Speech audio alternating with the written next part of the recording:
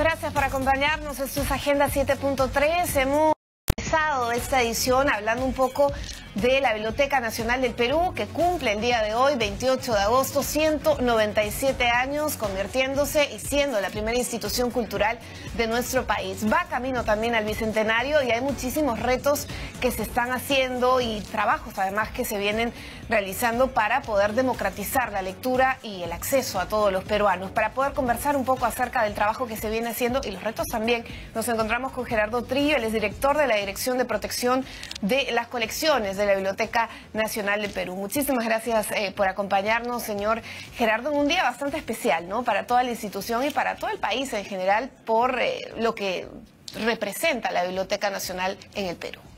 Bueno, efectivamente la Biblioteca Nacional es la institución que, podremos decirlo, inicia culturalmente la República, ¿no? Es la primera institución que se funda, donde se promueve la lectura como una idea de poder hacer que todos los ciudadanos de esta nueva república se constituyan como tales a partir de tener un conocimiento que existe en los papeles, existe en los libros. Y ese material bibliográfico que soporta esa información es lo que va a llevar a un desarrollo de todo lo que hemos venido haciendo en el siglo XIX y en el siglo XX, ¿no? Hoy se conmemoran efectivamente 197 años de la Biblioteca Nacional. Y es un reto lo que también cada tiempo va teniendo nuevas necesidades, ¿no? Los ciudadanos van teniendo diferentes necesidades y probablemente antes se pensaba más en la preservación del patrimonio, hoy en día también, pero además de ello es necesario reforzar que el ciudadano acceda a ese patrimonio, ¿no? Y para eso hay distintas actividades que se vienen realizando desde la Biblioteca Nacional del Perú para que no sea ese espacio que encontramos en San Borja, sino para que la gente se acerque a lo que alberga en las paredes y los distintos espacios de la Biblioteca Nacional. Hay distintos trabajos que se vienen realizando en cuanto a retos. En principio, el Sistema Nacional de Bibliotecas, la digitalización también importante y la democratización de la lectura. ¿Cómo viene haciéndose estos objetivos? ¿En qué paso van? Bueno, el sistema es una construcción que se dio, digamos, de manera oficial, se legalizó en el año 2013 y desde entonces ha tenido ciertas dificultades porque probablemente si uno tal vez trata de tener un poco de puntos de opinión o de apoyo, el Sistema Nacional de Bibliotecas, la Biblioteca Nacional en este país, en el Perú, en nuestro país, es una entidad sola, ¿no? Tal vez en otros países son entidades separadas porque tienen diferentes fines. Una biblioteca nacional siempre está más alineada, digamos, a la preservación del patrimonio, como mencionábamos, y las bibliotecas, las redes o los sistemas nacionales de bibliotecas buscan más que nada la biblioteca pública, que la persona pueda tener el material que acaba de ser publicado en sus manos y puedan consultarlo. La gente puede llevarse de esa manera los libros a sus casas, hacer sus investigaciones, estudiar, divertirse, entretenerse, tantas formas que te da la lectura, pero en nuestro país nuevamente es un constructo que está vinculado, unido, y esto efectivamente es un reto porque la Biblioteca Nacional, bueno, con las mismas limitaciones que probablemente significan tener un solo presupuesto para todo este esfuerzo, ¿no? Tiene que buscar las maneras para poder ampliar esa red, poder tener contacto. Ahora, hay que tener bien claro que los gobiernos municipales, ¿no?, las regiones, tienen también una responsabilidad para llevar a cabo las bibliotecas en sus distintas regiones. O sea, no es solamente un tema que la biblioteca tenga que ser la responsable. Sí, es multisectorial, ¿no? Claro, veíamos, por ejemplo, en esta edición los libros, por ejemplo, de Basadre, ¿no? A propósito de la inauguración de la Casa, el Centro Cultural, Casa Museo Basadre, y cómo el gobierno regional, que era una de las demandas de la familia, tenía todo este acervo, todo este material del pensador, uno de los más importantes del siglo XX, y que no tenían un cuidado adecuado. Y quizás esta puede ser una de las preguntas que nos hacemos. ¿Qué tanto se salvaguarda el archivo bibliográfico que es la historia de nuestro país, ¿no? Claro, el caso del fondo Basadre, como se conoce, es un fondo, no lo hemos podido consultar directamente, pero entendemos que se trata de la biblioteca que le perteneció a Jorge Basadre. Y parece que debe haber sido del gusto de él mismo, que en algún momento efectivamente haya llegado a donde él había nacido, en Tacna. Pero, bueno, diferentes razones, gestiones en general, cambio probablemente de gobierno regional, de presidente de gobierno regional, deben haber cambiado cómo se gestionó este acervo.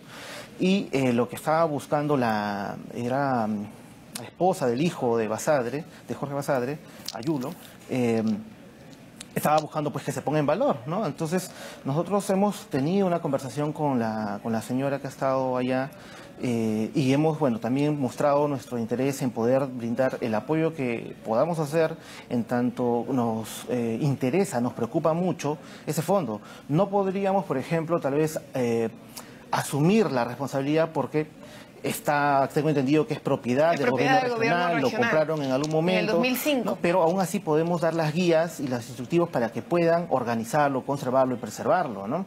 Nosotros, por ejemplo, como retomando lo que mencionaste hace un momento, tenemos un gran esfuerzo en digitalización. ¿Por qué?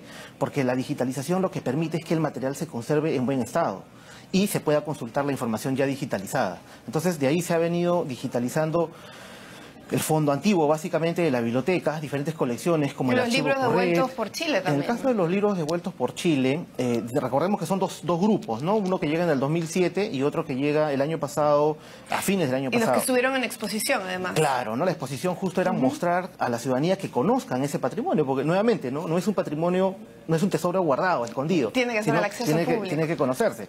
Y ya sé de los alrededor de 4.000 libros probablemente que están ahí, 1.000 ya están digitalizados, ya se pueden consultar a través de la página web. Bueno, ahí también regresamos a estas necesidades, ¿no? En cuanto a presupuesto, por ejemplo. Leí un poco en cuanto a esta digitalización, la logística que se necesita también cuenta, ¿no? Y si los retos es llegar al Bicentenario con una gran cantidad de documentos digitalizados, la pregunta es, ¿qué se puede hacer para mejorar el trabajo que ya se está haciendo? Bueno, ahí hay un tema muy curioso, porque siempre se ha pensado tal vez que la biblioteca debe digitalizar todo su fondo. Está bien, deberíamos llegar a hacerlo en algún momento, pero bajo la tecnología que tenemos, bajo los recursos, es bastante complejo, y las grandes experiencias de digitalización de bibliotecas enteras o archivos en otras partes del mundo han demostrado que muchas veces esa no es la solución. Entonces de ahí ese ha sido el cambio que hemos tenido, el viraje, por decir de una forma, porque ahora hemos empezado a trabajar de otra manera. Estamos digitalizando no pensando en el conjunto, sino empezando a lo más, entre comillas, urgente, necesario. Por ejemplo, si los usuarios, los investigadores requieren cierto tipo de fondos, entonces ahí apuntamos, porque son los que más se consultan. Es de mayor demanda. Claro, ¿no? Entonces, digamos, no tendremos que esperar hasta llegar al final de la colección para digitalizar lo que la gente necesita, sino muchas veces a pedido de ellos o a sugerencia de los estudiosos, los investigadores, los usuarios en general, podemos dar inicio a una colección. Es como, por ejemplo, el caso del Archivo Corret, que ya se terminó la digitalización, todas las 54.000 placas de vidrio están pasadas a positivo de manera digital y ya pueden ser consultadas. ¿Qué tenemos en ese fondo?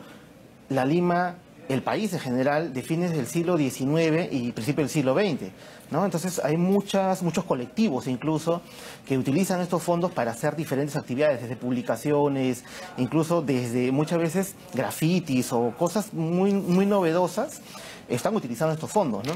Bueno, hablando un poquito, regresando al tema de las bibliotecas, hay importantes avances que se hicieron, como por ejemplo la aprobación de la ley de la Biblioteca Nacional el año pasado, que permite gestionar las distintas bibliotecas que hay en el país, ¿no?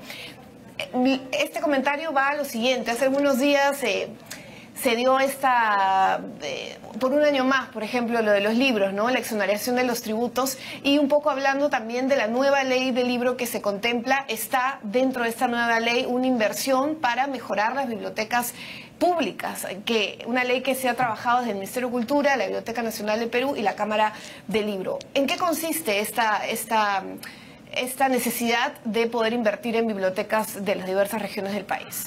Bueno, la necesidad es primaria, ¿no? O sea, creo que, no es un tema por decirlo. En este momento, en estos meses, no es un tema, digamos, de agenda política, pero debería serlo. Es un tema que debería ser vital en cada región, en cada departamento, en cada provincia, ¿no? Sí es cierto que también en nuestro país los libros son más caros que probablemente los demás países de la región, ¿no? Tú tienes otros países donde el Estado mismo, por decirlo de una forma, financia mucho de las publicaciones que se hacen anualmente, ¿no? Entonces hay una gran promoción de la industria editorial para que efectivamente los libros sean más económicos y sean más accesibles y la gente pues pueda tener esos libros. Y lo otro es que esos libros efectivamente, para nuestro caso, a través de la ley de depósito legal, puedan llegar y puedan incluso llegar a las diferentes bibliotecas del país, ¿no? Bueno, y que tengan una exoneración permanente también, claro. ¿no? No solamente de unos cuantos años para volver a batallar a que se den estas extensiones de tiempo, de beneficios tributarios. Claro. Estamos participando en el trabajo con el Ministerio de Cultura